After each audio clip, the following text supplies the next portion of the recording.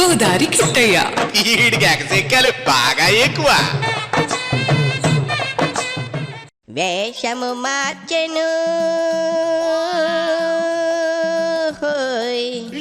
బాచను మార్చెను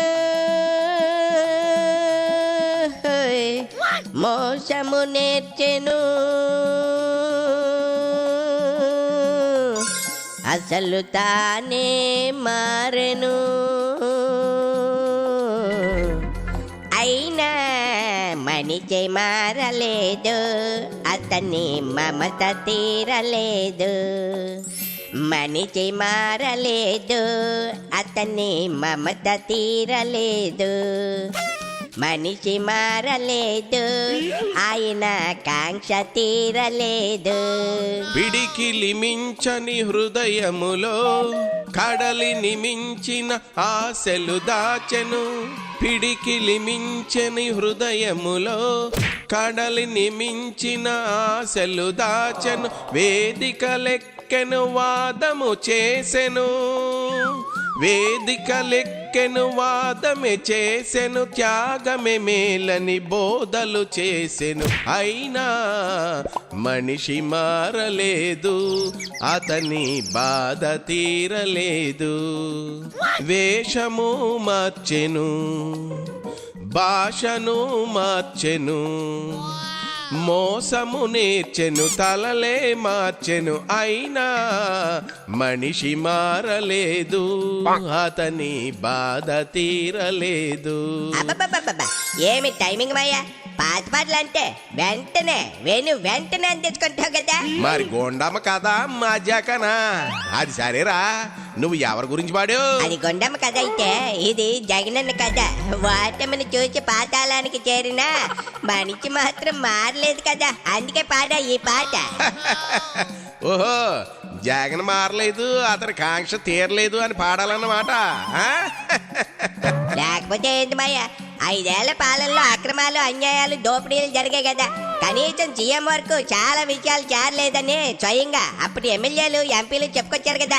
151 నుంచి 11కు పడిపోవడానికి కారణం కూడా సకల శాఖ మంత్రిగా వ్యవహరించిన చర్చల పుణ్యమేనని అంతా అంటుంటే మళ్ళీ అతగారిని నెత్తినెక్కించుకుంటా ఉన్నాడు. ఏంటి నెత్తి ఎక్కించుకున్నా జగన్ నెత్తి అంత గట్టిదా?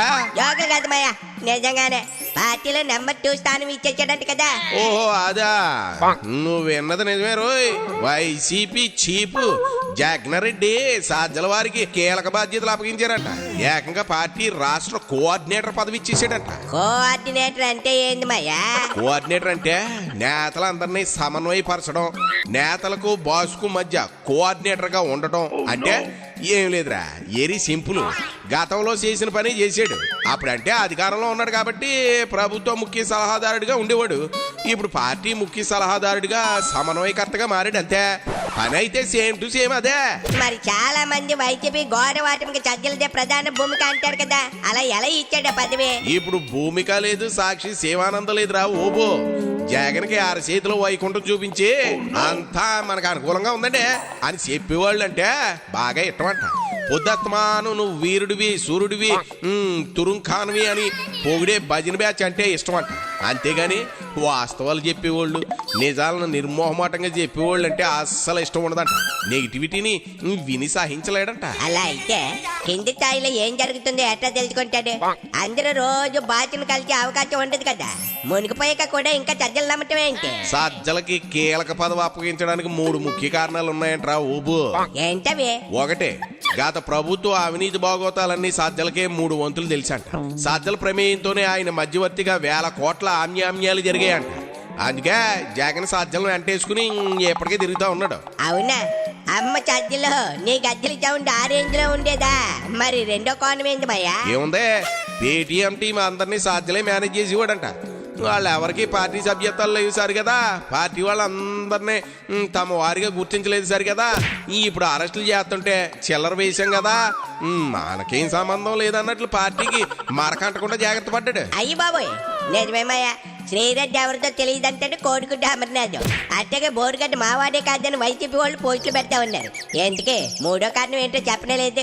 3వది అతి ముఖ్యమైంది జగన్ రెడ్డి కాదు అనలేంది అది భారతిరెడ్డి. నువ్వు విన్నది నిజమే. భారతీరెడ్డికి సాధ్యలవారంటే మహా గౌరవం అంట. అందుకే కదా సాయిరెడ్డిని పక్కన ఎట్టేసి మరీ పార్టీలో నెంబర్ 2గా కూర్చోబెట్టింది.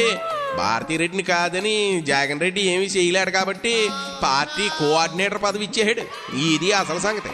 అదే సంగతే. ఇప్పుడు నాకు అర్థమైంది విజయసాయి రెడ్డి వైజాగ్ లోనే దందాలు ఎందుకు చేస్తున్నాడు. అంతేకాదు రోయ్, సాయిరెడ్డి నడిపే సోషల్ మీడియా వింగ్ కూడా సాధ్యలే తన కుమారరత్నం భార్గవ రెడ్డికి అప్పచెప్పాడు.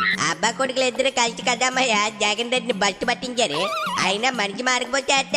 దీన్ని బట్టి మనకి ఏమర్థం అవుతుంది, జగన్ రెడ్డి ఒకసారి ఏదైనా ఫిక్స్ అయ్యాడంటే నాశనం అయినా దాన్ని మార్చుకోలేడని. ఇప్పుడు జరిగింది అదే. అందుకే ప్రస్తుతం వైసీపీ సానుభూతి పరులు కూడా సజ్జలకు పార్టీ పదవి ఇవ్వడంపై పెదవిరుతా ఉన్నారు. పెదవిర్చిన మొక్కు చేసిన తొమ్మితే ఓడిపోయే మొక్కుని ఎంతకాలం కాపాడతారు మయ్యా. జగన్ రెడ్డికి వాస్తవం బాధపడడం లేదు. నీ మొహం, రేపో మాపో గత 5 ఏళ్ల పాలనలో జరిగిన అక్రమాలు అన్యాయాలు ముఖ్యంగా అవినీతి మీద విచారణ జరిగితే జగన్ కు తలలో 4 మీదలే సాధ్యలకి ఎదురు జవాబు చెప్పాల్సింది. అంటే సాయిరెడ్డి 16 నెలలు చెప్పుకుంటూ జగన్ తో కలిసి తిన్నట్లు ఈసారి సాధ్యలే అన్నమాట. జగన్ రెడ్డికి ఆకలి చేతులు జైలు పార్ట్నర్. అంతే మరి. అప్పట్లో సాయిరెడ్డి నెంబర్ 2గా ఉండి A2 అయ్యాడు. ఇప్పుడు సాధ్యల అదే నెంబర్ 2 పొజిషన్ నుంచి A2గా పరివర్తన చెందుతాడు. అంత జగన్ నాటకం. అంతే అంతే అంతేగా అంతేగా.